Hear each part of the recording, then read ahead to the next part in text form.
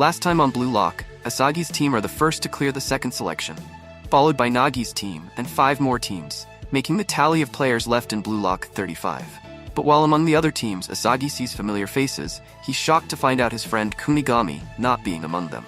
But before Isagi has time to process this, Igo make a shocking announcement that higher-ups of Japanese soccer want to shut down Blue Lock. However, here's the crazy part. They can continue on, and not only that, but play as Japan's U20 team if they can defeat the current Japan's U20, which just added Rin's older brother Sai into their ranks. Stunned, anxious, and excited, in 3 weeks' time, our diamonds in the rough get ready to take on their biggest challenge yet.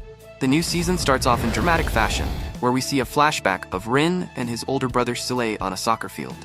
Rin is challenged to a one-on-one match by his older brother, and if he loses, their dream, of which we don't know about yet, is over according to Sai. Rin refuses to take part at first, but Sai doesn't listen to him and presses forward with the ball.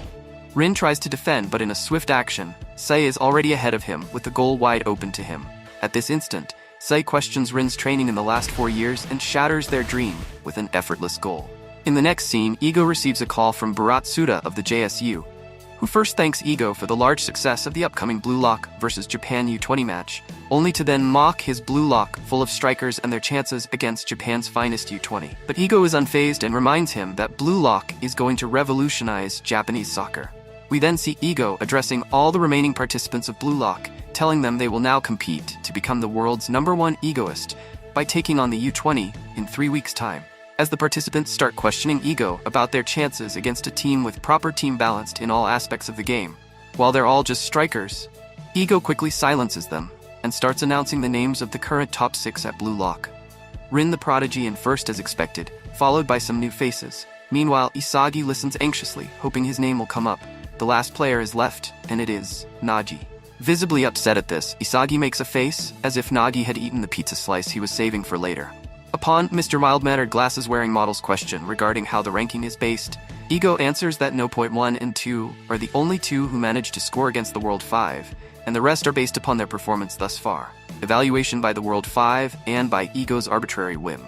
Igo then goes on to explain the criteria for selection for the team that will play the U20, that being the top 6 made into 3 pairs, while the rest decide which pair they want to team up with to make several 5-member team combos. Each of these combos will then match up against each other. However, only the top 6 will be safe, while the other players on the losing teams will be removed from Blue Lock. Furthermore, Bachira is announced as the No. 7 or runner-up and will get to play twice. Igo then sends the top 6 to another room and addresses the 29 remaining participants. He tells them the key to passing the tryouts is assertion and coexistence, and to think of the top 6 as lowly stepping stones towards their path to glory, and even the top 6 can drop out if they flunk the tryouts. Immediately after that, a timer shows up with 24 hours on it, which is the time the rest of the participants have to decide which top 6 duo they want to team up with. We then see the large dining hall of third selection, where the former Team Z boys are seen munching down, especially Ayagaguri, who takes full advantage of them having access to the whole menu for that night by getting everything, but freaks out over Gagamaru for taking a piece of his dinner, as if he had stolen his inheritance. The boys then remember the rest of Team Z that couldn't make it past second selection, especially Kunigami, but Chigiri quickly reminds them they don't have time to worry about others, when they could all be facing the same fate if they lose to the U20. The former Team Z boys then discuss which duo they want to team up. Bachira asks Isagi if he'll join Rin or Nagi. Isagi remembers what Igo mentioned about assertion and coexistence, and wonders which of the 2 would be the best option. In the top 6 VIP room, Mr. Four Eyes tries to be chummy with Nagi, while Antenna Head and Rin get into their own version of greeting each other. Igo then appears on a screen in their room and reminds them who they are and that they are here to transform Japanese soccer. Meanwhile, Isagi, not being able to decide which duo, begins to lose his mind. Baru politely asks him to stop doing that. Baru tells Isagi he won't grow as a player if he plays with someone he knows, and he absolutely does not want to play with Nagi, aka Mr. Hassel. Baru then motivates Isagi in his own way and leaves. Nico shows up and the 2 discuss the matter with joining the right team, with Nico in favor of joining the duo that lets him play his own style. Nico then asks Isagi to exit the bathroom because he doesn't want anyone seeing him washing his forehead, leaving Isagi wondering what he has to hide under there. Isagi is then seen sat in front of a giant screen contemplating which team he should join, when Ryo shows up. The 2 discuss how both of them want to stay on the same level as Nagi and don't want to fall behind. The next day has arrived, and teams are being announced for the final assignment. Isagi decides to join Rin's team and sees that Bachira did the same, while Baru and Nico join the same team, and Ryo joining Nagi's team. Isagi realizes this is his best shot at making his place amongst the best, and show what he is truly made of as he walks out onto the pitch for his final assignment. Before the episode ends, we see Buratsuta, the special advisor to the Japanese Football Union, talking to Hoichi Seiji, the manager of Japan's U20, about crushing Blue Lock. As the two grown men giggle like little girls at the idea of crushing Blue Lock, we catch a glimpse of an unknown figure, who Buratsuta calls Captain. The top 6 guys are deciding on how to divide the 2 rooms available to them. Rin gives the first suggestion, which is he takes one room while the rest take the other, and gets immediately rejected, while Antenna Head and Radish Head try to settle it with Ego Rock Paper Scissors.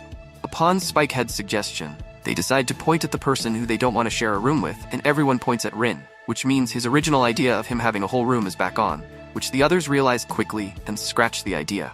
In the end, it's Yukimiya, Nagi, Rin in one room, and the 3 Spikeheads in the other. In the second episode of Season 2 of Blue Lock, after joining Team A, Isagi's first match is against Team B. As Isagi wonders who he'll play with and against, a 5-minute timer on the screen counts down the time to their decisive match. Titled, The Assassin and the Ninja, the second episode kicks off with the monitor screen going over some rules regarding this selection. Those being that there would be 5 matches played in total, with a 6-hour interval between each, and observing other teams' matches is not allowed to ensure fairness. Through a random selection process, the players for both Team A and Team B start getting announced. Team A's first being Nanase Nijiro, second being Hiyori Yo, and third being our very own Isagi Yoichi. Let's go! The announcement catches Isagi off guard, like he was a student who was caught dozing off and got his name called. Gagamaru and Igarashi seem to enjoy this quite a bit. Then Team B's players get announced, with the first player being Shiguma Kyohei, and the second being Saramadara Kairu. The last guy on Team B, who could it be? It's Shigiri Hyoma, the speedster. Facing off a friend who knows his game right off the bat, Isagi believes it to be a tough start. As both teams head to the arena through their respective gates, after putting on their uniforms, Isagi gets laser-focused on the task at hand, thinking of even his teammates as rivals. Wait a minute! Buzzing with excitement, country boy Nanase introduces himself to Isagi, telling him he's in his first year of high school. Hiyori also chimes in to mention he's a second year, just like Isagi. As Hiyori is from the posh Kyoto, Nanase asks him, doesn't that make him an elephant instead of saying elegant? The 3 new teammates laugh that off, getting to finally breathe a breath of fresh air, as so far he had mostly only played with deranged egomaniacs who had as much unity and empath. The doors to the field open, where they are immediately met with the 2 top 6 of their team. Isagi tells Hiyori he's a former teammate of Rin, and when Nanase's greeting gets shot down by Rin, having been familiar with the diva, Isagi tells Nanase that's just how he is. Meanwhile, Team B is here, with their top 6 duo, Karasu and Otoya, telling them to handle the rear from the start. Assertion and coexistence. Isagi remembers the 2 things Ego mentioned that he considered key to acing the tryouts with the top 6. The monitor screen then announces that the team to score 5 goals first wins, and the first match between Team A and Team B is finally underway. Isagi prepares to adjust to Rin and Shido's attacking patterns to make himself appealing in the team. As Shido leads the attack, he gets intercepted by Otoya quickly. Isagi reads the situation and makes himself open to a pass from Shido, who obliges happily. On the ball, Isagi uses the power of eyes, his specialty, and passes the ball to Rin. Taking advantage of the other team's first time playing against them, Isagi creates an unstoppable back-and-forth charge with Rin towards the goal. Seeing the line of the last pass that will lead to a goal, Isagi makes the pass but gets outplayed by Chigiri. Having cleared the ball, Team B begins to prepare for a counter when Shido announces, "My ball," and is already in B's box, all the way from the other half, surprising Isagi with his incredible speed. Isagi sees the place he needs to be in to make this play and moves into position for a pass. But with a stunning no-look-back shot, Shido makes it clear why he's the second best in Blue Lock. While Shido scratches his face like a crackhead from the excitement of his goal, Isagi realizes this is that monstrous physical prowess that kicked out Kunigami. As the whistle blows for the continuation of the game, Isagi, frustrated by not having been able to become an appealing option yet, moves in to steal the ball from Shido. But Karasu immediately takes Isagi on and pushes him away from the ball, using his immense strength, lecturing Isagi he should focus on the weaknesses of his enemies rather than his strengths, since the probability of success is higher then. Karasu then exposes Isagi as being the weakest link of his team. Meanwhile, Shido charges in, but with lightning-fast step-overs, he dazzles the two, throwing off their balance, and with a final push, the number 3 of Blue Lock, Karasu Tobito, breaks through and fires in a curler effortlessly. Isagi realizes the villain in front of him, whom he must conquer if he wants to succeed, as Karasu taunts him to rub it in. Hiyori, a former teammate of Karasu back in a youth team in Kansai, then warns Isagi about the assassin, Karasu, who analyzes his opponents and exploits their weaknesses, this time having picked Isagi as his target. Still here? Drop assassin in the comments to let us know. Hiyori then advises Isagi to let him attack his weaknesses while he pushes through with his strengths. Isagi finds himself agreeing with Hiyori and decides to fight with his strengths: spatial awareness, ball movement, and direct shot. While Shido thinks things are starting to get excited, Rin disagrees, and play starts again. Rin passes to Shido, who gives it to Isagi. Isagi realizes Shido was trying to use his and Rin's passing to score a goal himself, when Karasu catches up to Isagi out of the blue and blocks his pass route to Shido. Adapting to this, Isagi thinks about passing to Rin, but Karasu wedges himself between Isagi and the ball and steals it, completely outclassing him. Isagi finally understands the key to Karasu's play: his hands. Karasu's formidable style involves utilizing his hands to control the distance between himself and his opponents. As Nanase and Shido close in on Karasu, and the three begin to take the ball from him, in smooth, swift fashion, Otoya the ninja makes his way through enemy lines and gets behind Rin in an instant to take the pass from Karasu. Letting Karasu keep the ball and draw the enemy in, Otoya used this chance to score a goal. This is how Blue Lock number 4, Otoya, aka the ninja, plays, who coincidentally is actually a ninja descendant too, according to Hiyori. While Hiroi and Isagi are in awe of the terrific assassin and ninja duo, Rin is unimpressed, as usual. Play resumes, and Isagi runs next to Rin for a pass, but gets blocked by Karasu. Rin then passes to Hiyori, who begins to imitate the play Isagi had done with Rin earlier flawlessly with his superior passing. As Otoya blocks Rin's path, while Shido moves in on the right for a pass but gets seen by the lightning-fast Shigiri, Rin halts, calculates, and takes the shot. It's a goal, right through Otoya, Shido, and Shigiri, baffling them with his blind shot, which he orchestrated by using Shido's movement as decoy and waiting till the keeper's view was blocked. The ninja and the assassin acknowledge the monster in front of them, Itoshi Rin. While Isagi gets frustrated at not making any impact on the game and thinks about how he could change that, Shigiri reads the frustration right of Isagi's face like an open book, admitting that such had been the case for all the non-top 6 in the match thus far, including himself. Realizing that the non-top 6 were merely pawns to the top 6, Shigiri prepares his focus to not lose his calm and do what he can in the moment.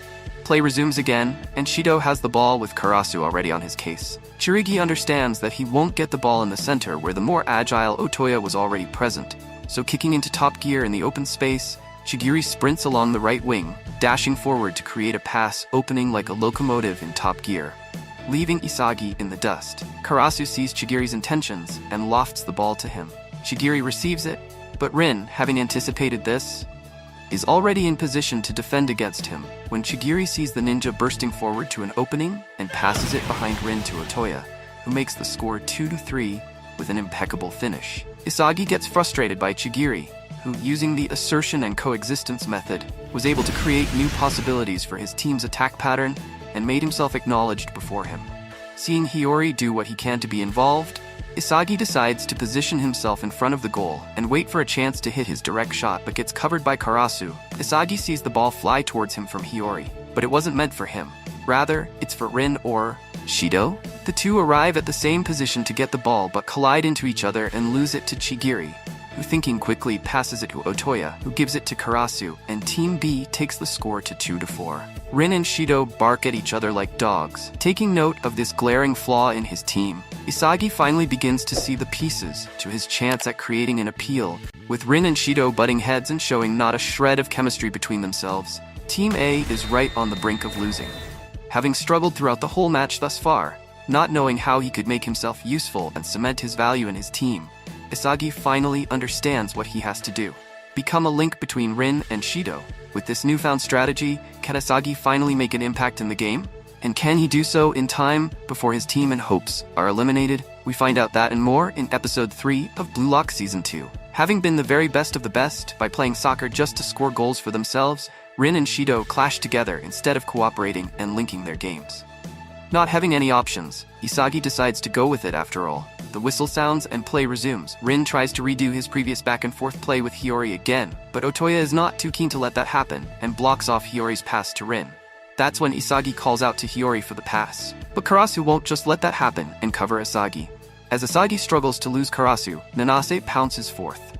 Knowing he can't possibly match with the Rin and Shido, Nanase analyzes Isagi's movements to support Rin. Believing that something could be made from this play, Isagi slips away from Karasu, avoiding his specialist hands, and onto the receiving end of the through pass from Nanase. Sensing a goal at hand, Isagi thinks about where to take this play. Not seeing an easy shot at the goal from the spot, with Chigiri in the way on top of that, Isagi thinks about passing it to Rin. But Otoya sees this immediately and gets in front of Rin to prevent that. At the same time, Shido calls Isagi asking for a pass. Thinking of it as a simple 1-2 play from Shido, solving his Chigiri problem with it too, Isagi passes to Shido expecting a pass back, which would result in his goal. But the number 2 of Blue Lock, having a different plan in his mind, pivots right at the spot by leveraging from the Team B defender present there, and fires a spinning banana shot from that position, leaving everyone stunned. As Shido declares himself the strongest in the box, Isagi wonders why he even thought he would be getting a pass from that ball hog in the first place, while also realizing potential new playing styles, now that Nanase is on the same page as him. Play resumes again, and Karasu finally starts seeing Isagi as a threat. Thinking about crushing Isagi before he becomes lethal, Karasu starts dashing towards him. Rin comes to Isagi's help, kinda, because he then tells Karasu to come at him, leaving the dead body Isagi alone. Taking the bait, Karasu and Rin face off. As Karasu tries to get past Rin by assessing the distance with his hand, Rin deflects it by lifting his elbow. Not seeing any way of getting past Rin, Karasu thinks about passing it to Otoya, whom he could see in his field vision up ahead. As Karasu steps back to position himself for it, Isagi slides in out of nowhere, completely catching him off guard. Oh my! And steals the ball from Karasu. With Hiyori and Nanase reading his movements, Isagi plans to dominate the midfield with this trio. Pursuing the counter at full throttle, the three move forward, passing it amongst themselves. Hiyori meets Chigiri on his way, forcing him to make a pass there. Predicting that Hiyori would pass to Shido, who would move in towards him for it, Isagi figures out the area where he needs to be. The area which Shido would be leaving behind, the area right in front of the goal that will allow him to both score and subjugate Shido simultaneously. Seeing Isagi's plan, Hiyori delivers a beautiful pass over Shido to Isagi. Finally about to realize his moment that he had waited for the entire match, Isagi leaps to collect the pass, but he falls short just by a few centimeters. His physical capabilities had failed him. Although keeping up mentally, Isagi could not compete with those around him physically, and the realization crushes him. The ball lands in a free area, and Otoya wastes no time clearing it. It's a loose ball, and both Rin and Karasu charge towards it. But Rin is able to keep Karasu at bay by grabbing him and getting a clean hit on the ball. Rin makes the score level. Isagi had breathed a new life into Team A, and Karasu doesn't like that too much. While they were able to coexist better, the deranged egomaniac side of Isagi still doesn't believe he was playing the soccer he wanted to play yet. Hiyori starts speaking to Isagi regarding the pass, which breaks Isagi out of his psychotic trance. Hiyori apologizes for not giving him a better pass, but Isagi tells him the pass was perfect. He just couldn't keep up with it. Hiyori then tells Isagi that perhaps he should stop seeing, thinking, and then acting on it, and instead just try sensing as he moves. Make thinking a reflex, because at this rate, he could never cut it because of his glaringly lacking physical abilities compared to his superior teammates. Isagi is left speechless at what he's hearing. Meanwhile, the whistle sounds and play resumes again. Karasu has the ball again, and not wanting to repeat what had earlier, he passes to Otoya right away this time. Otoya passes it back, and as Rin and Isagi try to press Karasu, Karasu shoots the ball straight ahead through the space Isagi left him. Chigiri dashes for it, and when it seems like no one could stop this goal from happening, a flying Shido collects it and shoots it back. Nanase receives it, and him, Isagi, and Hiyori launch a counter. On the ball, Isagi wonders about what Hiyori had said to him earlier about thinking as a reflex when Karasu shows up to cover him. But Rin and Nanase follow suit, and the three initiate a triangle passing play to blast past Team B's defense. Isagi then passes it to Hiyori on the left wing, but Chigiri is right on his tail, bent on not letting him have his way. As the entirety of both teams charge towards Team B's goal, Isagi contemplates his move, the ideal place he needed to be to score. Realizing he was repeating his mistake of thinking first and acting later again, Isagi decides to stop thinking and feel it as he goes. Hiyori sends a cross, and as Rin and Shido prepare to pounce at it, Isagi leaps ahead in front of them, like a freight train, completing zoned in and smashing the ball into the top left corner of the goal to settle the match in his team's favor.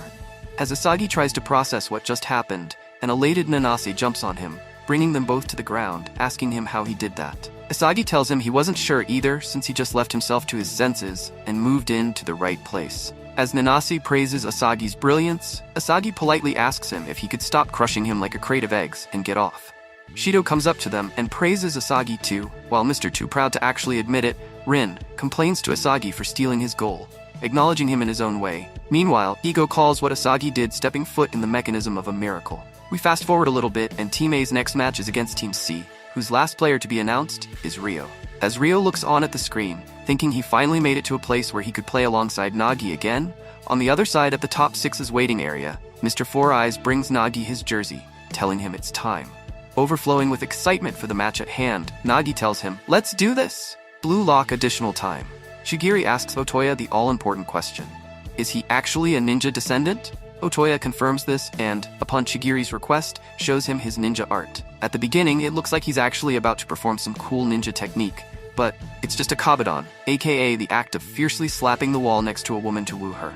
Karasu joins the two, interested in what they're talking about, but regrets it after Otoya uses him as a subject for his quote-unquote ninja moves. Last time, on Blue Lock Season 2, despite trying his best, Isagi still was not able to make an impact on the game. But after taking Hiyori's advice of thinking as he moves, Isagi finally breaks past his slump, surpassing the two geniuses on his team in that moment, and scores the final match-winning goal. Desperate to prove to Nagi that he is worthy of playing alongside him, Ryo locks in for his match. Will he be able to do as he hopes? Or will the two giants from Team A crush him before he could manage anything like that? We find out that and more in this episode. Having excelled effortlessly at everything he ever did thus far, Ryo knows there are things even he might not be able to do. Determined to show Nagi how much he's changed, he tells him to keep his eyes on him. Titled Chameleon, Episode 4 kicks off with Isagi and Nanase sitting in the review room, analyzing Isagi's goal. Isagi explains that he was reacting while thinking and moving at the same time, saying he hadn't really made such complex movements before. Hiyori enters the room and joins in the conversation, saying he didn't think Isagi would score either, and thought that either Rin or Shido would get his cross. Isagi asks him about his advice to him earlier. Hiyori elaborates with an analogy of the falling bricks game, where initially the blocks fall slowly and so you can switch shapes in time, but gradually they fall faster to the point where you don't have time to first think and then act. Hiyori compared that pace to that of playing against Rin and Shido. Furthermore, adding that pro players of the block game learn to gather available information, think about it, and put it into action by processing all that at incredible speeds. Soccer was similar to that. Isagi gets Hiyori's point. He had in that moment been able to know where everyone was, what they were doing, what his weapons were, and where the pass was coming from. Hiyori says it was Isagi's speed that had improved due to this focus of his. Nanase adds that meant Isagi's hardware. In other words, his physical abilities had improved. Hiyori affirms, comparing it to your phone service going from 4G to 5G. His hyperfocus had put him in a trance-like state in that moment, Isagi believes. But the ever-humble Isagi shows modesty by saying that happened because both of them were there. Nanase confesses that he could not keep up with Rin and Shido, but could do so with Isagi. Isagi thanks him for doing that, as that led to an increase in options available to him. Hiyori thanks Isagi because his goal gave the two an opportunity to show their worth in the team. Thrilled by luck finally favoring them, the three get hyped up. Isagi believes he could aim much higher if he somehow manages to master his new trance-like skill. The three then tune in to catch the second match between Team A2 and Team C1, live. Kickoff. Determined to prove how much he had improved since he last saw him and cement his place alongside him, Ryo produces a brilliant curling pass to Nagi. But the tallest high school soccer player, Ishikari, had other plans and headed it clear with ease for a counter to Rin. Shido, surprisingly, doesn't get the pass from Rin after calling him a long bottom lashes jerk. Instead, Rin passes it to Igaguri. Excited at the thought of being part of a counter with the best of Blue Lock, Igaguri finds his path blocked by Ryo. Unable to decide who to pass it to, Igaguri panics and passes it to Shido after he threatens to crack open his monk's skull. Seeing that the ball will fly over him, Shido cuts past Gagamaru for the ball, but the highly athletic, unorthodox Gagamaru impresses by executing a reverse back heel kick midair, passing the ball to Blue Lock number 5, Yukimiya Kenyu. It's Blue Lock's number 5 versus number 1. Yukimiya, demonstrating flawless use of drag scissors, which misdirect your opponent by shifting their center of gravity while you dribble past at max speed, leaves Rin behind in the dust. Confidently declaring he's the best in all of Japan when it came to one-on-one plays in soccer. Interested, Shido challenges Yukimiya up next, but by forcing his power and speed, Blue Lock number 5, the one-on-one Emperor, Yukimiya Kenyu blasts past Shido too. With his path blocked by both Igaguri and Ishikari, Ryo yells desperately at Yukimiya for a pass, but instead Yukimiya takes a mid-range shot right from there. Initially it looks as if it's way off, but then it slowly starts curling in, changing its trajectory. A gyro shot, Ryo calls it, but the glam man Ryu anticipates this, and gets in place to stop it, when all of a sudden Nagi bursts out of nowhere, controlling the ball with his genius touch, and hurls it into the goal to score the first goal of this match between Team A2 and Team C1. Seeing the extraordinary chemical reaction between the two geniuses, Ryo feels perhaps Nagi had outgrown him at this point. His bored buddy, who he used to pass to, had reached a point he could no longer chase after. The realization that perhaps it was time to let go begins to kick in for Ryo. Team A2 has the ball. They push for a counter. Ryo frustrates over how he's supposed to compete against the top 6 with his all-round specs that can't go above 99%, while the top 6 all have certain attributes far exceeding 100%. Meanwhile, Rin glides past him with ease, passes it to Ishikari, taking advantage of his tall stature, who heads it to the other lumbering tower of their team, Ryu, who then heads it back to Rin again, and Rin scores. Ryo frustrates over how he was supposed to compete with these monsters. Meanwhile, Rin and Shido go at it like an old married couple because Rin didn't include Shido in his play on purpose. Wanting absolutely nothing else but to be the best striker in the world was what drove these egomaniacs to shine so brightly. Ryo, on the other hand, had a very successful life waiting for him back home. He could lose here and still accomplish a lot in life by taking over his father's business. But going back to that boorish hell was the last thing he wanted. Mustering up a resolve to give it his all here like a fool if he must. Yukimiya starts the play, but Rin intercepts him, clearing the ball from him. The ball gets picked by Ryo. Embracing his talent for skillfully copying any play, Ryo makes the decision to trust it and depend on it from now on. Ryo takes charge of himself and doesn't pass to Nagi. Instead, he takes the shot from right there, a miss kick. It appears as if he had messed up, but the trajectory, just like Yukimiya's shot, changes drastically, and the ball flies into the bottom right corner for a goal, announcing the birth of Ryo's new playstyle, Chameleon. Watching the match live, Isagi calls this Ryo's answer to survive in Blue Lock, his ability to deftly pull off plays. While Nanase is in awe of Ryo's ability, Hiyori points out its most obvious weak point, which is that it can never best the original play. Isagi finds himself agreeing to Hiyori, as other players' physical attributes like height and speed can't be copied, meaning Ryo still needed to develop his new skill more. Back at the match, Team A2 managed to beat Team C1 5-3. Although still not at the same level as that of the top 6, Ryo finally sees a silver lining in the form of his new ability, which he needed to work on to get there. Nagi walks up to Ryo and praises his new ability, calling it something very Ryo-like. Ryo tells Nagi but that was still not enough, that he wait till he becomes something that would force him to chase after him. Wait till he fits the criteria of what Nagi wanted from soccer. Nagi takes Ryo up on this challenge and leaves Ryo, who makes up his mind that he would get what he wanted no matter the cost. Meanwhile, Itoshi Sei, the older brother of Rin and Japan's soccer superstar, goes to meet with the chairman of the Japanese soccer board and the manager of Japan's under-20 team. Unaware of who they were, Sei asks who the beer belly and incompetent fool in front of him were. Adding insult to injury, Sei then starts berating Japan's under-20, especially trash-talking the forwards, labeling them incompetent nincompoops covered in puke. Disappointed by the team he was supposed to captain, Sei pulls out of the upcoming match. Before he leaves, however, the chairman plays his final card. He tells Sei that he could pick any overaged player, any legend he wanted, basically any player as long as they were Japanese. This excites Sei, who tells him that in that case there was an idiot in Blue Lock he wanted to play with.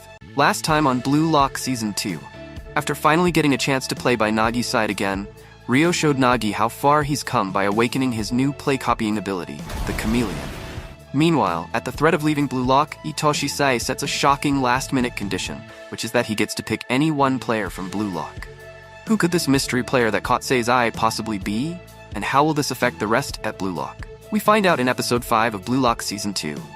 The episode kicks off with Isagi looking at the stats from the tryouts, especially taking notice that besides Reo, only 2 non-top 6, Bachira and Baru, had actually managed to score in these matches. Meanwhile, the final match of the tryouts ends with Team A's Rin and Shido scoring the final goal together, while fighting over who gets to score it like 2 dogs fighting over a bone, as usual. However, once the match ends, things escalate very quickly, and Rin and Shido actually engage in a physical altercation, with Shido landing a clean kick on Rin's nose.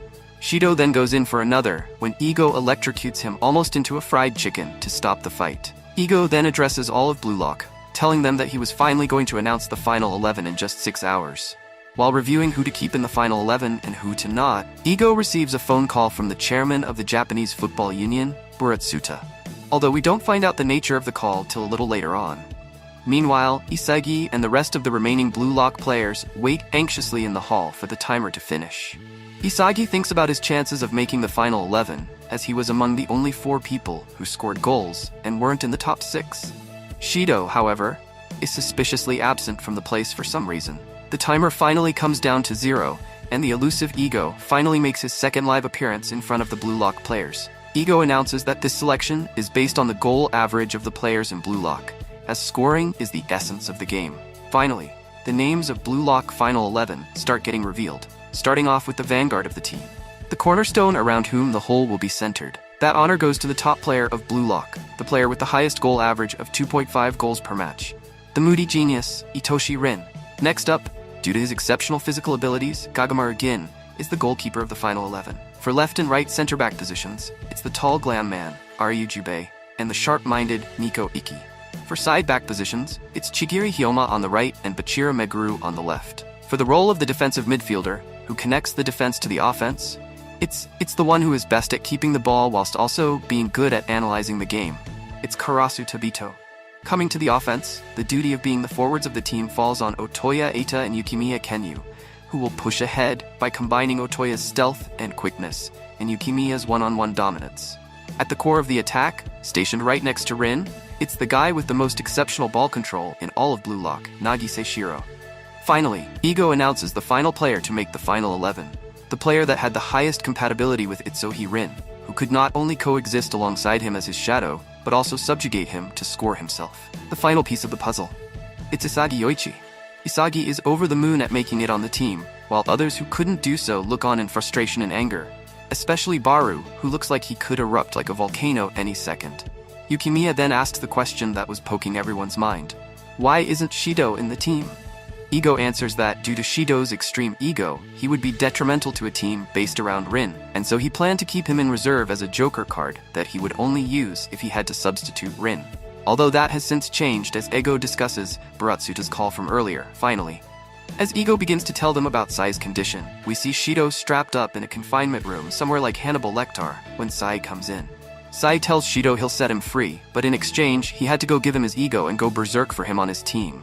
Shido starts laughing, eerily similar to a psychopath at this. Bro's only a football player. Back at Blue Lock, Ego finishes telling them about Sai's drafting of Shido. Hearing this ticks a serious nerve on Rin.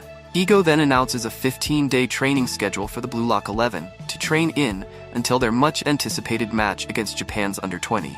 Isagi and the other players get fired up with excitement now that they are just one step away from fulfilling their ultimate goal of stepping onto the world stage. On the other hand, Sai gets introduced to Japan's under-20, with Shido seen sitting in an under-20 uniform as well in the back. Although Sai very quickly reminds us he's Rin's older brother by telling his team he had no interest whatsoever in them straight to their faces. They're all surprised at this, especially Sendo Shudo, Japan's under-20 forward, who calls Sai out for his arrogance despite only being an academy-level player overseas. Sai quickly silences him by reminding him of the difference in their goals, because while Shudo was content with his current position as a forward in Japan's team playing in its top league, Sai had his eyes set on becoming the world's best. Before Shudo has a chance to say anything back, a maniacal Shido pounces out of nowhere and slams Shudo's head on the table, demanding he be put as a regular in the team if he beat everyone there in a fight. Before Shido is able to kick Shudo's head off his neck like a golf ball off a golf tee, Japan under-20s defender Oliver Aiku subdues the rabid dog that is Shido on the ground with ease, telling Sei he and the rest of the defensive line of Japan's under-20 had his back, so he should show his capabilities on the field and not with his mouth. Meanwhile, Chigiri, Isagi, and Bachira discuss Aiku and Japan's under-20s playstyle during their morning drill. Japan under-20s, centered around Aiku, their tall, talented defender, was a defensive team. Isagi and Shigiri wonder about how they would fare against an elite defense like theirs, while Bachira keeps repeating, by just crushing them, like a stuck record player. On his way to the cafeteria for his break, Isagi wonders about what Bachira was saying, and about his capabilities when he notices noise coming from the gym. It's Rin, going all out even during break time. Isagi asks Rin to take a break, or else he could injure himself. Rin says if that happened, then it just meant he wasn't at the level he thought he was. He had to give it his all because he was finally getting a chance to go up against his brother, Sai. Crushing him and surpassing him were the only things he had cared about, and he wasn't going to stop till he achieved that. Isagi acknowledges the drama queen's commitment, but tells him to at least take this water bottle because he didn't want him collapsing and taking Blue Lock down with him. Rin takes the bottle, only to complain it was lukewarm seconds later. We then see Ego addressing the Blue Lock players in a special meeting. Ego tells them about the concept of flow, the heightened state of mind where one is so focused on what they're doing, they lose track of time, owing their moments where they broke out of their shells in Blue Lock to this concept. Ego goes on to tell them that the key to getting into the flow was to set optimal goals. Not too below your ability that would bore you, and not too high that would make you anxious, as a joyous state never exists alongside anxiety and boredom. Ego then defines ego as the rush or the joy you feel when you unlock a new weapon on the soccer field. Ego asks all of Blue Lock to remember their time here and how much they had evolved thus far because they were going to use this flow state on game. They were the new generation of egoists who are going to overthrow Japan's under-20s and unlock a new age of soccer with their goals. Motivated by Ego's words, Isagi makes his mind up to find the goal that he could immerse his mind into. A goal that was only meant for him. Last time on Blue Lock, Season 2. Isagi's efforts bear fruit as he finally makes the playing 11. Meanwhile, Shido gets sent over into Japan's under-20 under Sai's special request. As Ego tells the playing 11 of Blue Lock about the flow state, the state where all your senses are heightened, achieved by setting realistic goals for yourself before the match. This state of mind would make or break their chances of success. Will they be able to execute this as Ego wants them? And will Isagi be able to find the opportunity to score the special goal he wants? Stay tuned and find out in episode 6. The episode kicks off with Sai returning from his training when Oliver Aiku, the captain of Japan's under-20, meets him in the hallway. Aiku tells Sai that Shido had gotten into another fight with their star player, Sendo, and now Sendo was refusing to play as long as Shido was on the team. Sai doesn't really care at all about this. However, to the Japanese under-20, Sendo was their best player, and his not playing discouraged their chances far too greatly. If that were to happen, the match would be forfeited due to the absence of a complete team as they would not play without Sendo. After Sai asks Aiku what their demands were, Aiku asks him to play the match without utilizing Shido to win. Sai asks if the JFU had put him up to this, but the heterochromatic captain says it was mostly just him wanting to see what kind of beast the Wonder Boy Itoshi Sai really was. Sai agrees to the offer, but like the diva he is, he doesn't shake hands on it, turning the tables on Aiku by saying it was actually he who would be testing them. The 15-day training period had finally ended. Blue Lock 11 had poured their hearts and souls out in training their bodies and minds for the big day, and it was finally here at last. The boys get up and start their day like it was any other, following their daily routines, although something was definitely different. The air was filled with excitement and thrill as the hype surrounding the match grew more and more. Having had his potential suppressed at an early age by being asked to follow conventional team plays and patterns, Aiku gets excited to see if he would get the chance to see in the Blue Lock 11 what he couldn't do.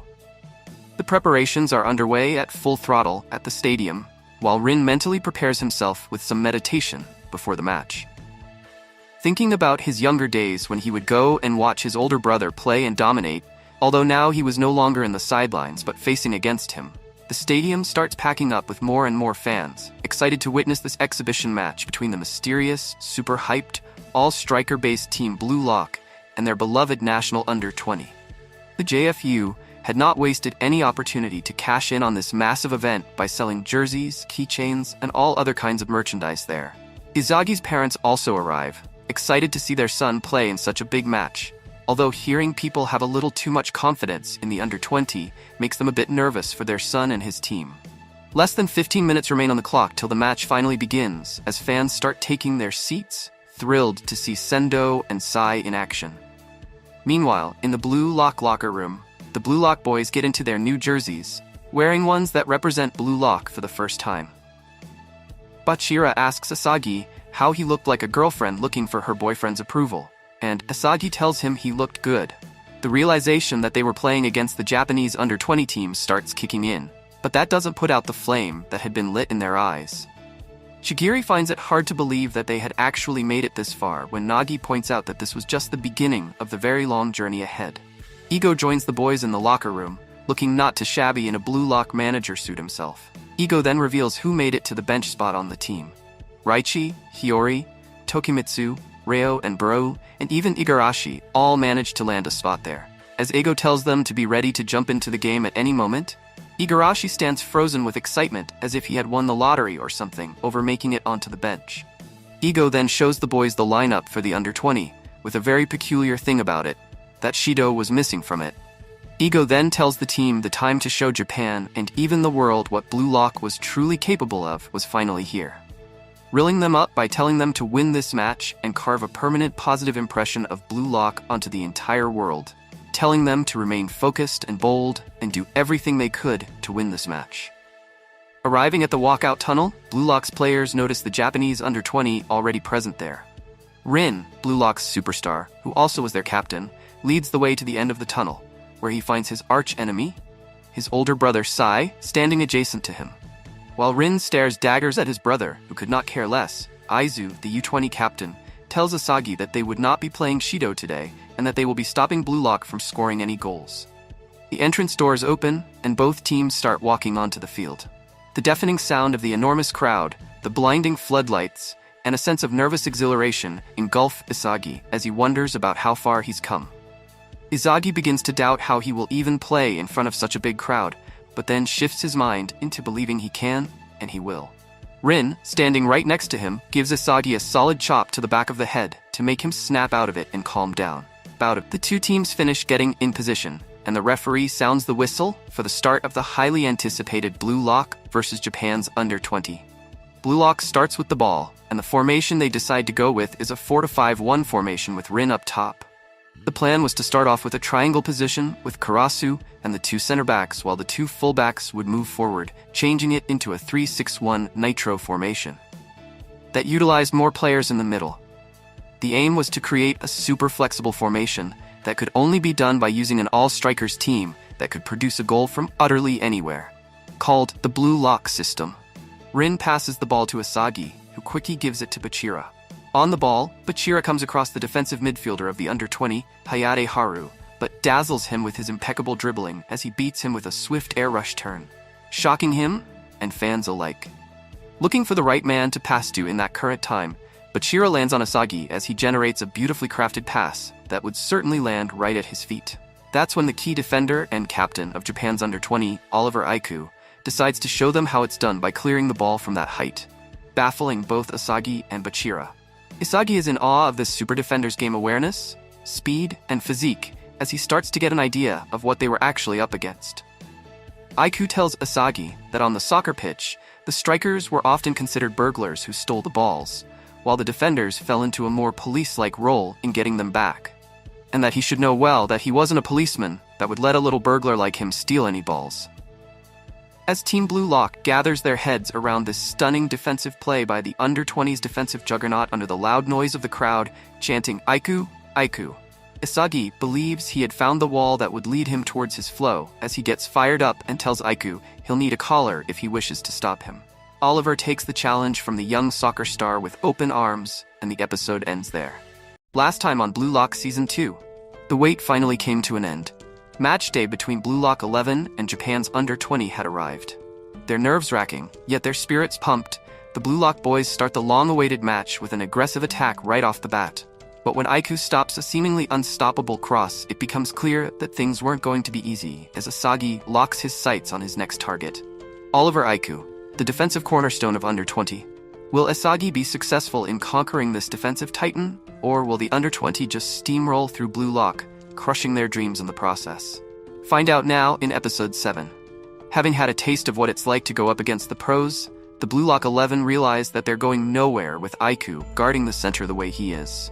So they decide to go with Otoya on the right wing. Isagi prepares a pass for Otoya as he gets into position to collect it, but he finds the Buddha lookalike Darai Moroku in his way.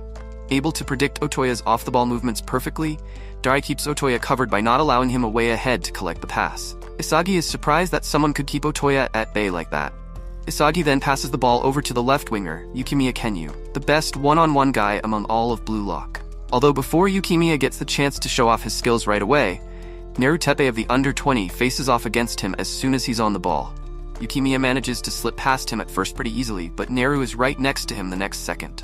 Calling himself a nimble herbivore, Neru contradicts a shy herbivore's docile nature with his confident defending as he clears the ball from Yukimiya. Luckily, Nagi is right where the ball ends up and doesn't miss a beat in gathering it. But Miyu Kazuma, the Doberman of Japan's under-20, holds Nagi there in place. Using his immense physicality, he stops Nagi from making a run for the goal by pressuring up right against him. That's when Aiku steals the ball from Nagi, like taking candy from a baby. And with that, Blue Lock 11 finally gets a real picture of what the under-20's Iron Wall Quartet was really like. Aiku passes it to the last man Blue Lock wants to see on the ball, Itoshi Sai. Sai makes a sprint just as he grabs the pass, although Chigiri, who had moved back for defense so that Bachira can be on the offensive, quickly catches up to him. As Chigiri thinks about using his speed to overwhelm him, Sai shocks Chigiri by hitting a hard 50-meter-plus pass.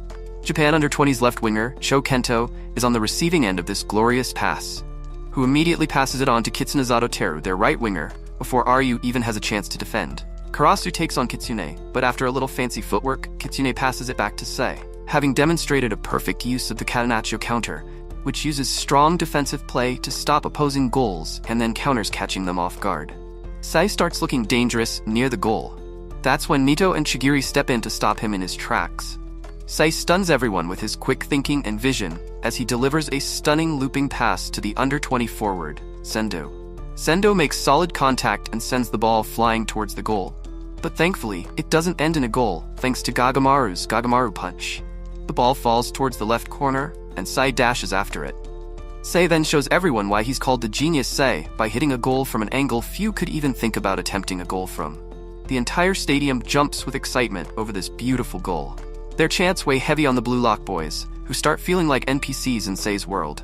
As Isagi stands frozen in place, feeling completely unseen, Rin tells him to snap out of it and swears to turn the crowd's cheers into wails in the next 90 minutes, or he isn't Itoshi Rin.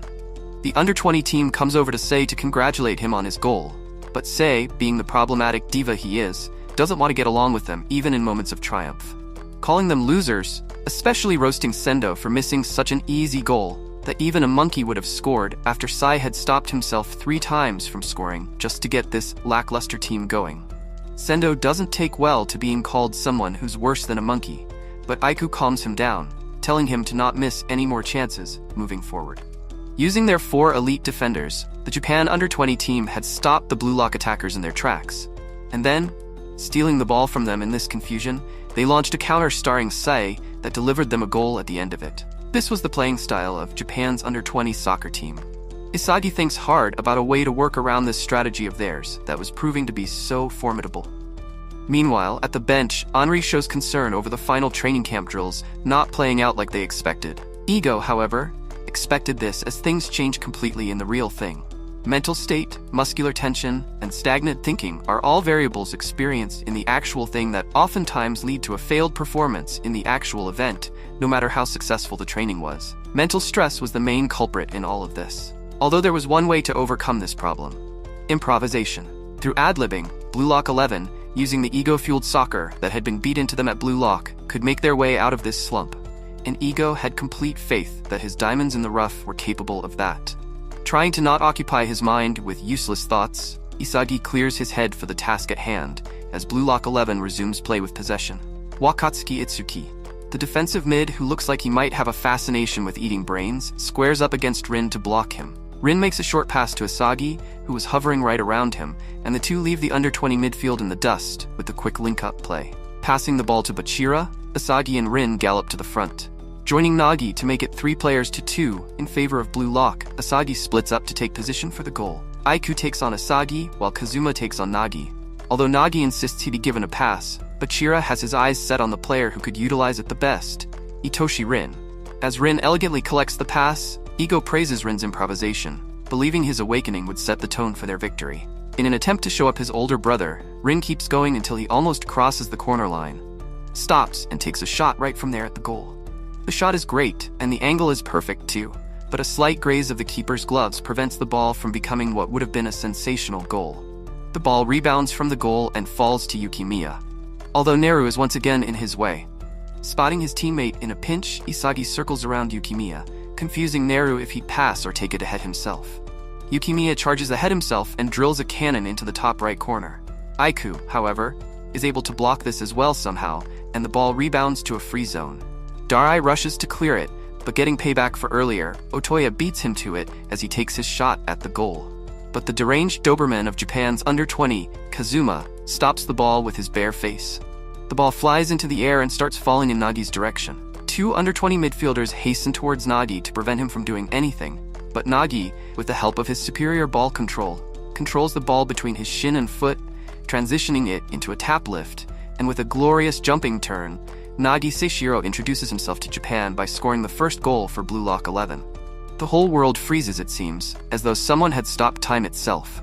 Thinking perhaps his introductory goal wasn't up to par, Nagi wonders about the sudden pin-drop silence when roars of cheers erupt from the fans all of a sudden.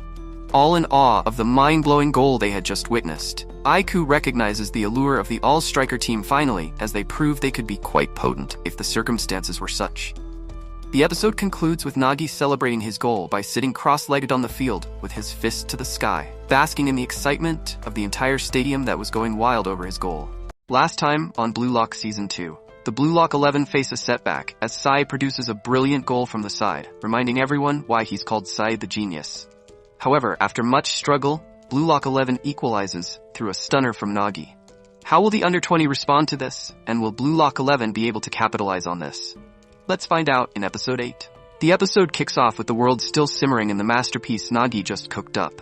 With the crowd still ablaze, Isagi starts feeling like perhaps making it to the world stage was not so far-fetched after all.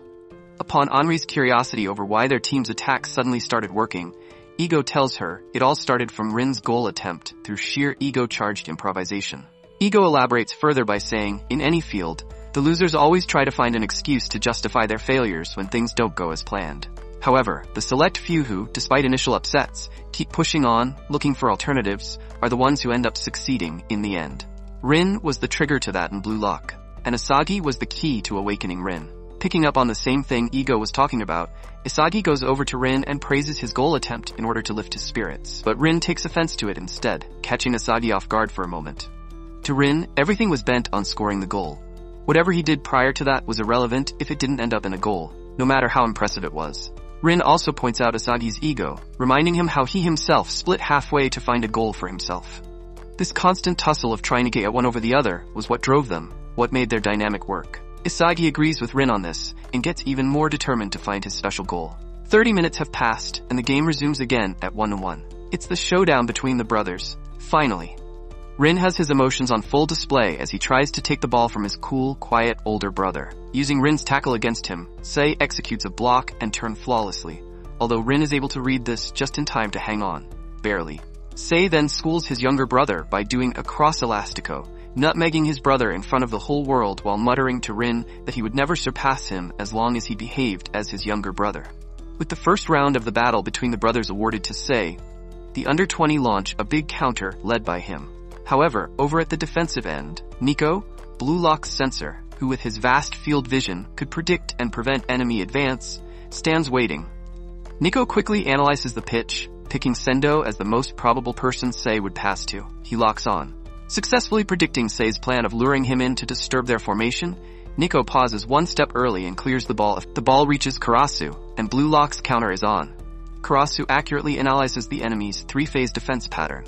Phases 1 and 2 consisted of a press from Hayate followed by the zone defense provided by their defensive quartet. Karasu challenges this with a back and forth alongside the swifty Otoya. This triggers the under-20's third and final defensive phase, their defensive juggernaut, Aiku himself, to take action. But Otoya misleads Aiku by passing it on to the speedster Chigiri on the right. Aiku wastes no time trying to intercept Chigiri, but Chigiri, who at this point could not be told he wasn't the fastest man on the planet, blasts off through the right wing, even leaving Aiku behind. Nearing the right corner, Chigiri makes a quick pass to Karasu, but it gets cleared by Sai. The ball then falls into Rin's feet. Aiku, who had been underestimating the boys from Blue Lock thus far, admits to his mistake and tries to redeem himself by caging their strongest link, Rin.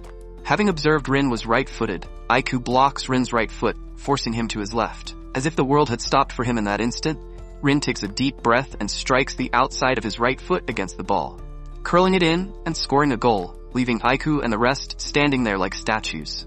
With this, Blue Lock breaks into the lead as the score becomes 2-1. Isagi rushes to hug Rin, but Rin dodges at the last second like a skilled matador. With their team falling behind, the Japan Under-20 spirits finally catch fire as they prepare to exact their revenge by equalizing the score before the end of the first half. Under-20 gets to it right away, although Blue Lock doesn't just sit around either. To ensure they hold on to their lead till the next half, they put Plan B into play, which placed Nagi at the front while the rest of the team defended.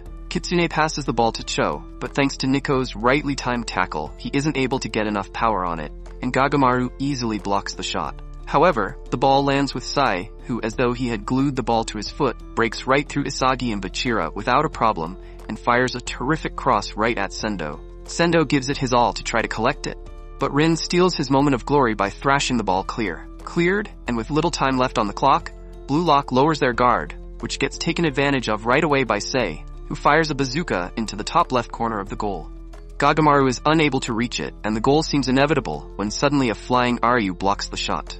The referee blows his whistle for the half as Blue Lock manages to keep their lead. As they rejoice, a fired-up Shido looks on from Episode 9 kicks off with a flashback from Rin and Sei's childhood, giving us a clearer view of how inspirational and important Sei was for Rin growing up.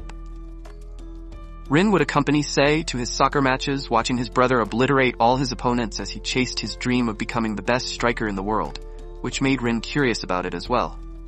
Until one day he stepped onto the field and scored a beautiful volley despite never having touched the ball before. Sei acknowledges his little brother's potential, and this moment sparked Rin's dream into existence, to become the second best striker in the world, behind his older brother. Back in the present time, Isagi's parents get acquainted with Bachira's mother, who was also there in support of her son. The two families chat about just how much of a positive effect playing soccer has had on their lives. Simultaneously, Shigiri's mother and sister are also in attendance, delighted to see Shigiri back to his normal, beaming self again. Although beet red with embarrassment, Shigiri isn't as glad to see them there. Meanwhile, Buratsuda, the special advisor of the JFU, pins the Under-20s manager against the wall for the subpar performance shown by his team thus far, demanding they shape up and make sure to win this match using any means necessary.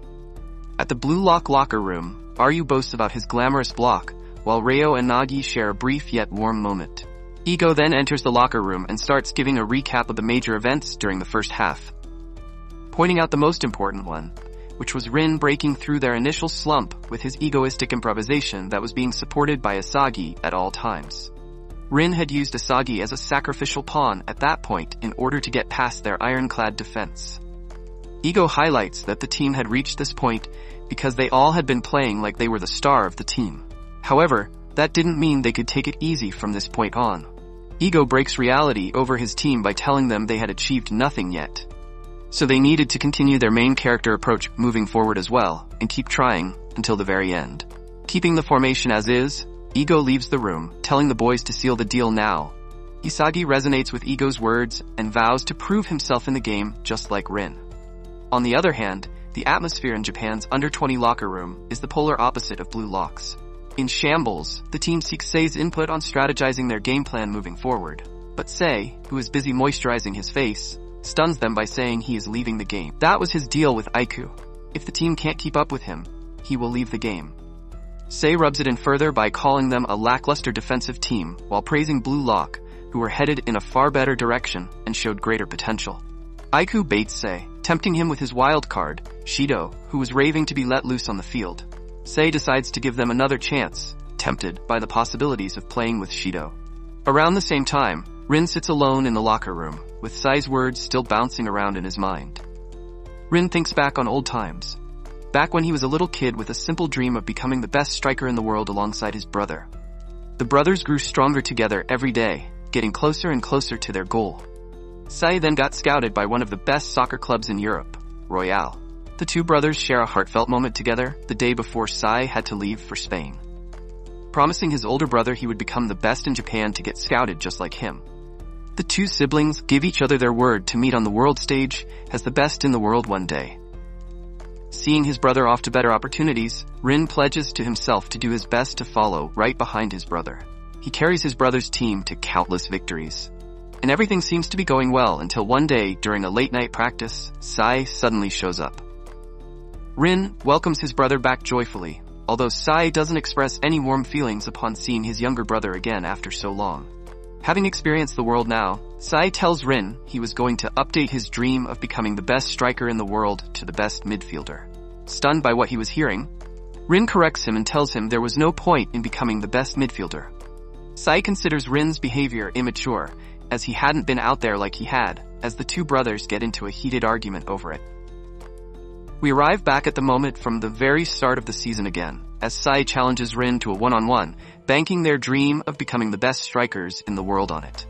What happens next is a brutal dismantling of Rin's hopes and dreams at his brother's own hands as he closes the chapter on their shared dream with a single goal. Sai tells Rin to quit soccer if he only played it for him, calling him an eyesore and a pain in the neck for him. These words from his older brother, who meant everything to him, really take a toll on Rin, as he thinks about giving up soccer itself at first, but then gets engulfed in severe bitterness and rage as he swears to get revenge from Sai for stomping all over what he held so dear. Time for the second half is here, as Isagi tells Rin to let's go. Walking onto the field, Rin spots a stimulated Shido, as Ego ponders how exactly Sai was going to utilize the uncontrollable force that was Shido when even he couldn't handle him. Stay connected, like and subscribe for more fun recaps on one and only Endless Recaps. Last time on Blue Lock Season 2, through a glimpse into Rin's turbulent past with his older brother, Itoshi Sai, we get a clearer picture of the source of Rin's determination and grit. The second half is about to begin as Shido finally makes his way onto the pitch. Stay tuned for an action-packed thriller in episode 10. The episode kicks off with a little reunion between Rin and Shido, where the pair exchange some pleasant words with each other as usual. At the same time, Isagi realizes that the game would change drastically now with Shido's inclusion. Reflex, flow, or whatever he would have to rely on, brimming with determination, Isagi vows to end up on the score sheet no matter what. The second half is finally underway, as Shido makes it clear right from the start he was going to be playing his way, even if he had to go against his own teammates. Sai and Shido execute a problematic synergy between each other right from the get-go, kind of like how Rin and Isagi operate, and with Sendo also chipping in to provide assistance, their attack grows even stronger. Sendo's pass lands right in Rin's zone as he blasts the ball as soon as he makes contact. It's a curling pass, headed right for Shido, who wastes no time taking flight in order to ready himself for a monstrous volley. However, before Devil Boy has a chance to go through with it, Nico, who had predicted this outcome already thanks to his exceptional vision, fouls Shido midair. This decision lands Nico a yellow card, although it also saved them from a goal. Shido gets ready to pounce at Nico for fouling him, but gets stopped by Sai, who advises him to focus on the game instead of throwing his career away over a mere skirmish. Meanwhile, Nico breaks down the newest threat to them, which was Sendo's part in the Sai-Shido dynamic. By changing his playstyle to accommodate Sai and Shido, Sendo was proving to be a tough read even for someone with perception abilities as sharp as Nico's. Getting up, Nico experiences a sharp pain in his ankle, but insists he is fine and will continue playing, as despite not making it as a striker, he has started to like having the power to crush them instead. It's the under-20s free kick, which Shido believes he should take, as his foul landed them the free kick. That's when Sai asks Shido if that really was the best course of action he could take to ensure his goal. Shido changes his mind, coming up with some other plan thanks to Sai's advice. The whistle blows, and Shido makes a fake outrun, leaving the kick to Sai, who delivers a curler to Shido. Predicting all this, Chigiri dashes at full speed to intercept the ball before it gets to Shido. However, he falls just an inch short as the ball reaches Shido, who, displaying his impressive dragon drive kick, smashes a goal into the top left corner. Assessing Chigiri's speed accurately as well as the position Shido would be in, Sai had not only been assessing everything, but also acting on it in the form of his perfect pass. Isagi realizes he would have to achieve something similar moving forward if he wished to score a goal as well. Suddenly, Chigiri collapses on the ground, having exerted himself too much on the field. His muscles start cramping. Simultaneously, Nico, whose ankle couldn't take it any longer, also drops down on the field in agony. Seeing how two of his players were unable to continue playing optimally, Ego decides it's finally time to call in the subs. Being away from soccer for so long due to his hiatus had really taken a toll on Chigiri's stamina, while Nico also laments not being able to keep going, even though the real game was only just starting. In order to rejuvenate the team's balance again, Eigo brings in Ryo and Hiyori as the substitutes. Walking back to the stands, Chigiri is overcome with deep anguish and bitterness over his unfortunate situation, which Eigo points out is the reality check of his weakness that he needed to work on moving forward. Ryo walks up behind Nagi, and the two share a few words of encouragement between each other. Isagi realizes that the next goal would shape the outcome of the game, and thus the time to make the appropriate adjustments was now. The game resumes, and Rin passes the ball to Hiyori right away. Blue Lock's game plan, which relied on everything happening around Rin, was now going to change with Hiyori's introduction, since his ability to create stunning improvised passes would create new plays and strategies. Hiyori gets to it right away, passing the ball to Karasu through a narrow space. Karasu returns it back, and the short, quick exchanges between the two throw the opposition off. Taking advantage of this, Hiyori shoots a graceful curling pass over to Nagi, who quickly gets behind it but gets interrupted by Doberman. Forced to pass it along, Nagi sends the ball over to the guy desperate for a chance at glory, Isagi. Isagi lunges at the ball at full throttle, but Aiku drops in all of a sudden and clears the ball from Isagi's clutches. Even though he moved first, Isagi gets beat to the ball by Aiku and his superior agility, reminding Isagi he wouldn't be able to do anything in Aiku's territory. The ball ends up with Sei, and Blue Lock straightaway anticipates a pass to Shido. Ryo, who had up till now been studying the opposing team's defense and tactics, was brought into the game by Eigo specifically to lock Shido up. Ryo analyzes Shido and Sei's movements and waits for his chance, until finally he leaps, and by copying Aiku's signature defensive move flawlessly with up to 99% accuracy, Ryo successfully stops this dangerous-looking counter. With the help of his chameleon defense, Ryo vows to bring Shido down, no matter what. The episode kicks off with another look at Ryo's outstanding defense against Shido by using his chameleon, aka copycat, defense. Both Hirori, who with his unique and exploratory passes, and Ryo with his amazing move-mimicking ability, had proven that both of the substitute choices that Eigo had made were on the mark. Isagi eyes down his target, Aiku, the biggest thorn in his side, who he must overcome in order to make an impact on the game as he wanted. Enthralled by the way Sai was making him play, Shido gets giddy about how much more he could do, as Sai tells him to settle down and focus on scoring goals. Tactics and teamwork were all irrelevant to someone like Shido, whose sole aim in the game was to sustain himself by scoring multiple goals. His game perception was so tuned in advance that even with his back turned to the goal, he could still aim as if he were facing it. The whistle blows, and the game continues. Shido gets the ball, and with every cell in his body quivering to score, Shido begins his run, but gets blocked by Ryo right away. Ryo had copied under 20's Doberman's blocking style near to perfection and successfully managed to subdue Shido as a result. To human beings, existence was an act of leaving behind something that would leave a mark of their presence, whether it be some creation, becoming someone, or even creating offspring. For Shido, the mark he wanted to leave behind was in soccer. Using a weird analogy, Shido considers scoring fertilization, where the soccer ball was the seed, the goal was the egg, and scoring was the explosion that facilitated it. Sai makes a long-range pass over Blue Lock's defense, and Shido darts after it, hungry to score another goal. However, Gagamaru, acting quickly, heads it clear over Shido. Shido frustrates over this unlucky play for a moment, and then suddenly, everything becomes still for him. As if the ball was still with him, Shido feels tingling in every crevice on his body, as he starts feeling like he could see a goal this far out from the goal. Shido then takes flight, as if the devil with his wings, and with a stunning mid-air bicycle kick, blows everyone's minds off by scoring the goal that takes Japan under 20 ahead of Blue Lock on the scorecard. Eigo recognizes this strange state Shido had entered immediately. It was the flow state. Ironically, the first one to exhibit it was on the enemy side. Shido jumps atop Sai right after scoring his stunner, acknowledging him for getting him in the state he was.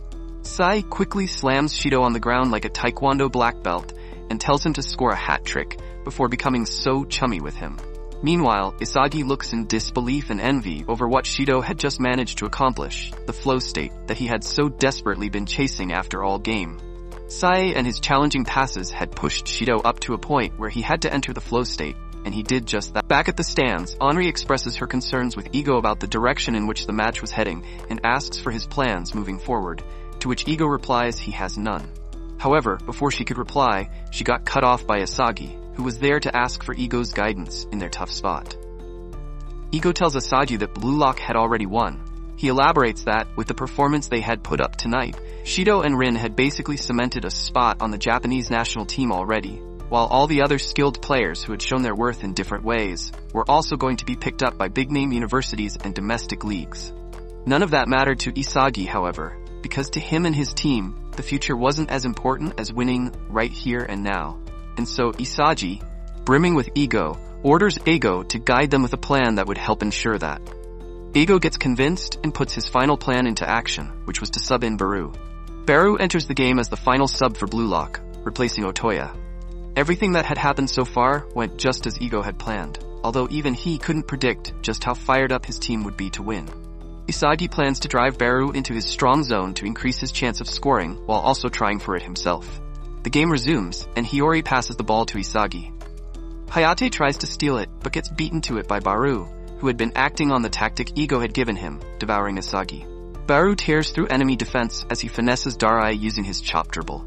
Isagi demands the ball from Baru, but Baru refuses and blasts the ball towards the goal. It hits the post with a loud bang and rebounds over to Yukimiya. Realizing it's now or never, Yukimiya quickly shifts into 5th gear as he dazzles through opposing defenses using his pace and dribbling. Using his opponent's bodies as cover, he executes a flawless demonstration of the La Croqueta at full speed. He then pinpoints his target on the goal, but the Doberman gets in his way. Thinking quickly, Yukimiya then picks a spot on the left and shoots the ball outward. It appears as if it's going to miss when suddenly it starts curling in aggressively. Yukimiya wonders if he was experiencing the flow state as his gyro shot seemed unstoppable. Then, out of nowhere, a flying Aiku clears it at the last second, stunning everyone. Isagi and Blue Lock look on in disbelief over what he just pulled, while Aiku, feeling as if his defensive eyes could spot any danger, starts exhibiting flow state characteristics himself. Stay connected, like and subscribe for more fun recaps on one and only Endless Recaps.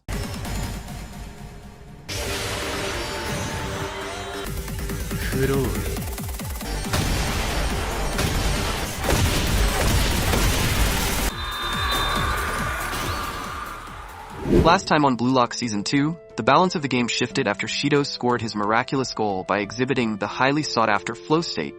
Despite the setback, Blue Lock doesn't back down and struggles until finally it looks like Yukimiya will equalize again, but gets blocked at the last second by a diving Aiku, who had also entered into a flow state by this point. Will this transformation in Aiku spell the end for Blue Lock, or will they overcome it somehow and prevail? Let's find out in episode 12. The episode kicks off with a peek into Aiku's past. The promising young prodigy dreamed of becoming the best striker in the world too, but was forced to perform as a defender instead after his coach said he would not play him anymore if he didn't listen. His dreams, like the buds of unwanted flowers, were not allowed to bloom, and soon started fading as he tried to blend in with the blind masses. One day, Aiku went over to his coach and asked him if he could become the greatest striker in the world. His coach told him he definitely could, but Aiku had quit his previous dream at that point and instead had dreamt up another one, to become the greatest defender in the world. Putting tremendous hard work into it, he kept climbing up the ladder and is now showcasing his abilities against Blue Lock 11 as he clears the ball from Nagi. The ball falls to Rin, who humiliates his opponent by nutmegging him as he advances for the attack. But Aiku, who at this point was in full control, in other words, in a flow state, correctly predicts Rin and after some tussle, manages to steal the ball from him and kick it clear. Catching the ball midair with grace, Sai acknowledges Aiku's amazing performance as Karasu comes forward to block him. To counter the counter, Hiyori takes the outside spot to envision all the dangerous passes he could muster up, while Bachira takes Kitsune, Aryu takes on Kento, and finally, Ryo sizes up the enemy's trump card Shido. Not being able to hold him back, Karasu loses Sai as he darts forward and delivers a pass over to Shido. Running underneath it, Ryo puzzles between guarding Shido or looking out for Sai. The pass was hard to get to, if it were any ordinary player, but precisely because it was Shido, Ryo knew he had to stop him from getting to it. Although, despite his best efforts at restricting him, Shido still manages to get past Ryo and smash a volley. Gagamaru, quickly thinking on his feet, realizes there were only 2 spots left for Shido to score towards thanks to Ryo's pressing. He still had to choose which of the 2 he should pick, and going with his gut, he dove down. However, as fate would have it, the ball curves at the last second and starts going into the top corner, at which point Gagamaru had already moved. But the athletic freak goalkeeper of Blue Lock, leveraging from his hand, blocks it with his feet. The ball rebounds and lands with Ryo, who initiates a raging counter after flawlessly copying Nagi's play from earlier. The counter's on and Boru has his sights fixed on Isagi, even though the play was favorable, although he gets sidelined by his opponents already anticipating this. Isagi breaks down the conditions under which his ideal goal would most likely happen. find the spot where he could get his direct shot off or get a combo going that'll lead to a goal while keeping Aiku unaware of it.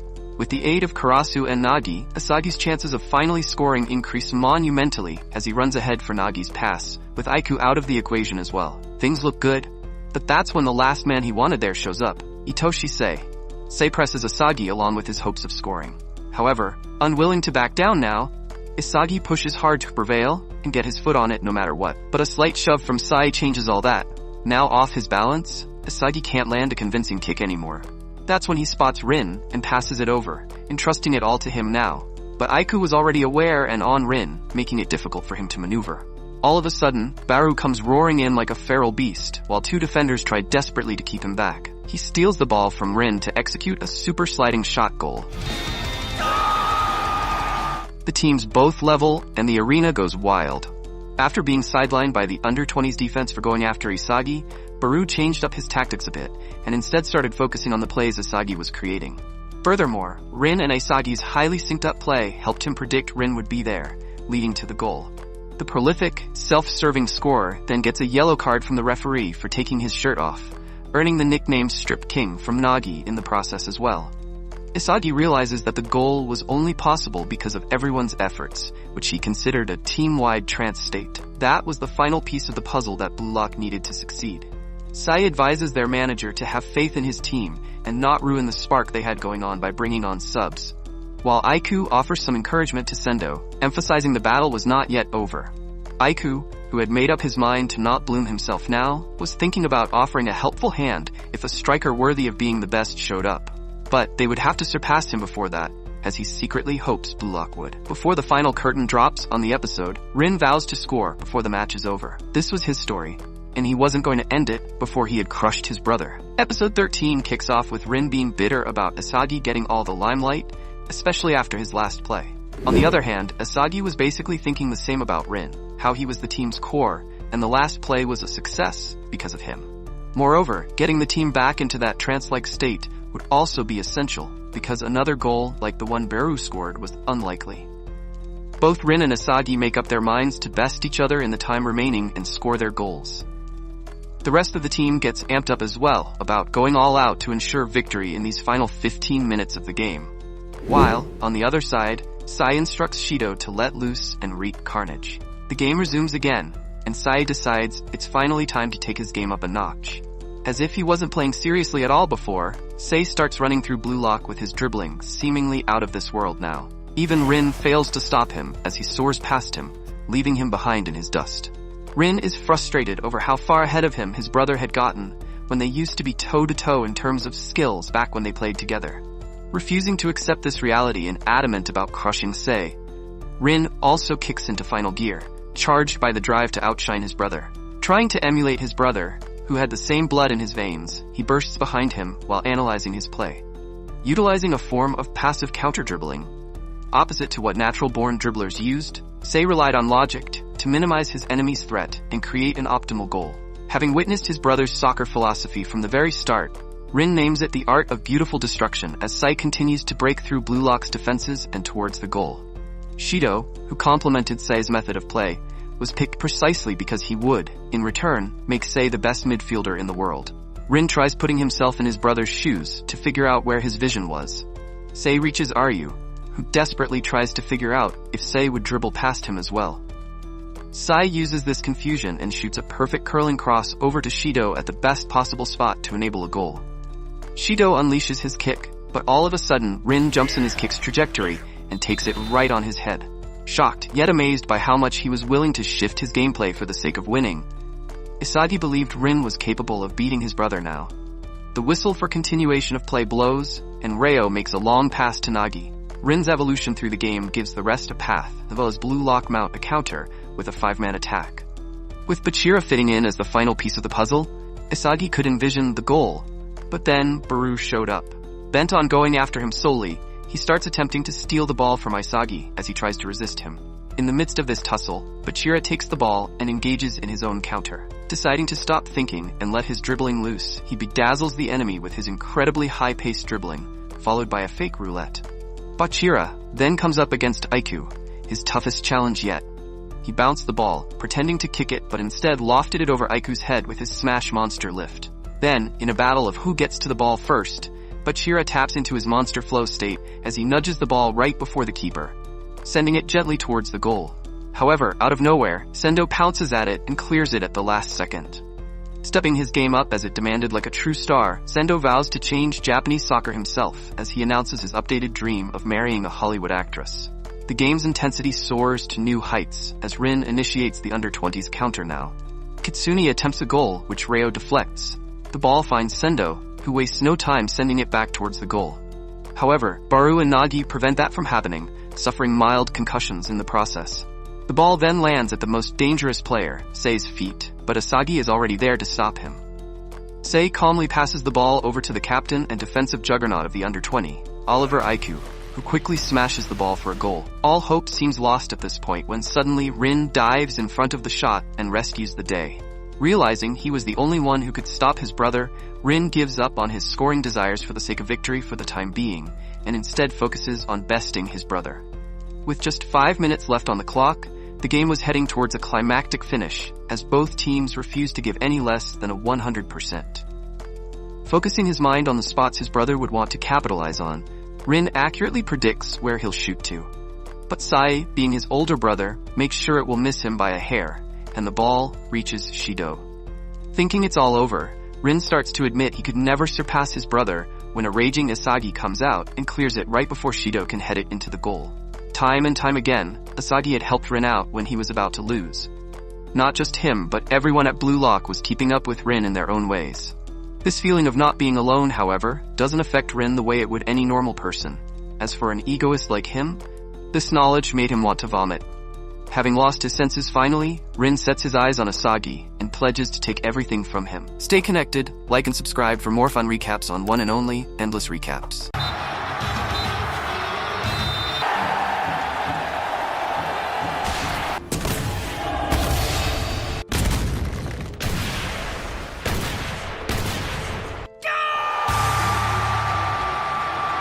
Last time on Blue Lock Season 2. As the game heads into its final phase, Sei decides to kick into full throttle as he starts single-handedly running through the entire Blue Lock team. Rin, knowing his brother best out of everyone, becomes the final defense for Blue Lock as he completely changes his playstyle for the sake of winning, saving Blue Lock on multiple occasions. After Isagi clears a nail-biting clincher from Shido, saving Blue Lock's neck, Rin finally loses it as he shifts his mind towards annihilating everyone, rather than just his older brother. Will Rin's new ambitions and Blue Lock succeed?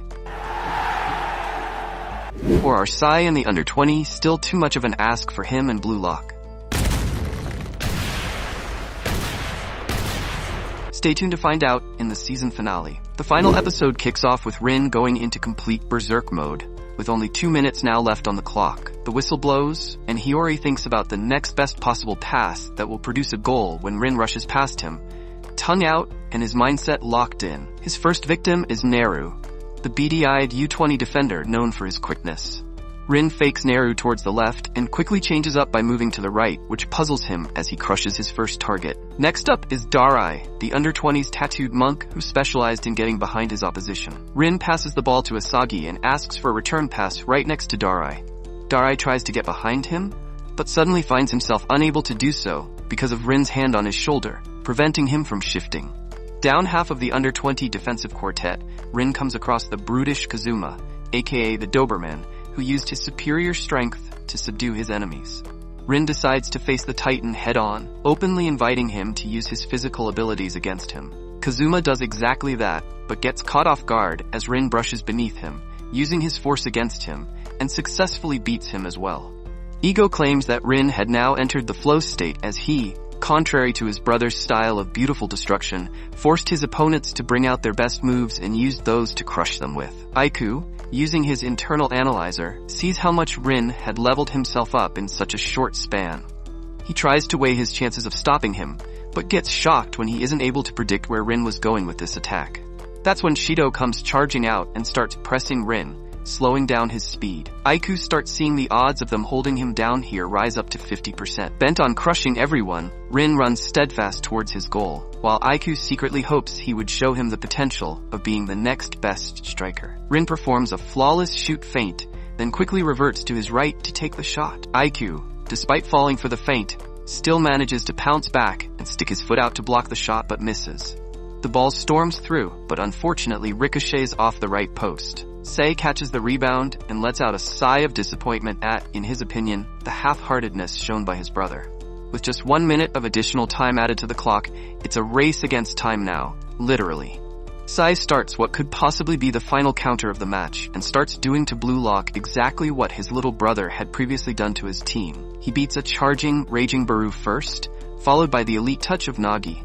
Karasu decides to take the under-20 beast on himself to give the others time to cover all possible players Sei could pass to. Stakes higher than ever before now, the two Itachi brothers face off. As if the rest of the world had shut out around them, the brothers could only hear each other at that point. Sei repeatedly disregards Rin's abilities and potential as he finally sticks the final nail in the coffin by calling Rin out for not being able to play soccer without using him as a driving force. Stuck in his brother's shadow his whole life, Rin makes up his mind to break out of that as he reminds himself of who he was. The star egoist of Blue Lock, Itachi Rin. Their matchup finally begins and the two brothers go for each other's throats from the get-go. Neck and neck, and with the odds looking like they could end up in either one's favor, the brothers duke it out. Then, all of a sudden, as he attempts to beat Rin with a behind-the-leg back heel, Sei gets left dumbfounded as Rin finally manages to one-up his brother by getting his foot on the ball and clearing it. The ball soars over the heads of the under-20 defense, with even Aiku not managing to grab it. It seems out of reach of everyone but one. One player can be seen chasing restlessly after it as he gets in range and leaps for a volley. It's Isagi, the relatively average member of Blue Lock, now moments away from the ultimate glory. Isagi rips a cannon loose with this kick as he sends it flying towards the goal. Time seems to slow down as the keeper extends his hand out to block the shot. He is unsuccessful, and Isagi's super direct shot clutch goal settles the debate regarding who'll win this highly anticipated exhibition match. Blue Lock beat the Japanese under-20 by 4-3 as the whole world practically loses it over the sensational goal Isagi had just scored, with even Ego clenching his fist, showing more emotion than he had before. Isagi gets dogpiled by the entire Blue Lock team while Shido goes up to Sei, questioning his decisions in the last play. Sei justifies his actions by saying that him taking the ball through and handing it over to Shido was the only possible option they had left with such little time left on the board. Shido calls this a mistake on Sei's part and considers it his goal, racking his tally up to 3, which was the condition Sei put forth to exchange their social media. Aiku walks up to Isagi to congratulate him. Isagi had 3 things he needed to accomplish in order to get his goal in: get into Aiku's blind spot, reach a spot he could take his direct shot from, and believe Rin's trance state would devour Sei. He had been looking for all 3 conditions the whole match, and once they finally aligned, he got his goal. Aiku takes his glove off and shakes Isagi's hand, admitting defeat and congratulating Blue Lock on their victory. Meanwhile, Sei goes up to his brother and tells him he was wrong about there being no worthy striker. As Rin's eyes glimmer with hope that his brother had finally acknowledged him, that hope quickly shatters as Sei names Isagi that striker who could change the future of Japanese soccer. Isagi then gets pushed into an interview where he hesitates, finding it difficult to find any words at first. But after getting asked about his aspirations moving forward, his entire demeanor changes, and he answers boldly that he wants to win the Under-20 World Cup up next. Isagi then changes his answer a little and says he wants to lead Japan to victory in the World Cup. A little later, as the boys are freshening up in the locker room, Ego enters. He congratulates his diamonds in the rough first and foremost, and then goes on to say their journey wasn't over yet. He planned to create the best striker among them who would lead Japan to victory in the World Cup, so they better brace themselves for that, as he leaves them amped up for the future. Henri then hypes the boys even further by allowing them to stuff themselves at tonight's feast. As they follow her to the dining hall, Isagi pauses and goes up to Rin, who'd been quiet all this time. Isagi tells him he couldn't have accomplished his goal with his help in subduing Sei and calls the goal a shared one. Rin shuts Isagi up and tells him he was now his rival and should prepare himself since he was going to be out for his blood. Isagi takes the challenge head on, as it sparks excitement within him as well. Simultaneously, Ego gets approvals from the world's top brass in soccer and decides to set in motion the Blue Lock Project's Phase 2, Neo-Egoist League. Right before the episode concludes, we see a mystery man with a flower tattoo on his neck, declaring to put Blue Lock in their place.